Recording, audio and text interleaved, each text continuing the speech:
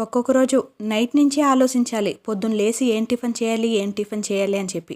లేసినాక కూడా ఫ్లాష్ అవ్వదనమాట. వంట రూమ్‌లోకి వెళ్ళి అన్నీ ఒకసారి చూసిన తర్వాత ఫ్లాష్ అవుతుంది. సర్లే ఈ రోజుటికి ఇది సింపుల్‌గా చేసేద్దామని. ఇలా మీకెప్పుడైనా జరుగుతుందా? నాకైతే అప్పుడప్పుడు జరుగుతూనే ఉంటుంది. ఇక ఇంట్లో అయితే ఇడ్లీ పిండి అయితే కొంచెమే ఉండింది. ఏం టిఫిన్ చేయాలో నాకు అర్థం కాలేదు. అందరికీ కావాలి కదా! దోసలు పోస్తే ఒక 3 వస్తుంది అంతే.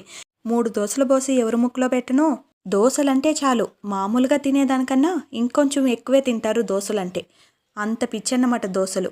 ఇక దోసలు వేసేకైతే కుదరదు కానీ పిండి పెట్టుకుని ఇంకేం చేయాలా అని ఆలోచించాను. అప్పుడు తట్టిందనమాట. రాగి పిండి కలిపేశాను అందులో. ఆ తర్వాత ఎర్రగడ్డలు, క్యారెట్, కొత్తిమీర, పచ్చిమిర్చి తరిగి వేసేసి ఇలా గుంత పునుగులు అయితే వేసిచ్చేసాను. పిల్లలు కూడా ఎంచక్కా సూపర్ ఉంది మమ్మీ అని చెప్పి తినేశారు. మనం హ్యాపీ, వాళ్ళు హ్యాపీ. అప్పాడా ఈ రోజుటికి ఈ టిఫిన్ గోల తప్పిందా అనుకుంటూ నేను కూడా వేడివేడిగా గుంత పునుగులు అయితే తినేశాను. మీకు గుంత పునుగులతో ఏ చట్నీ నచ్చుతుందో కామెంట్ చేసేయండి మరి.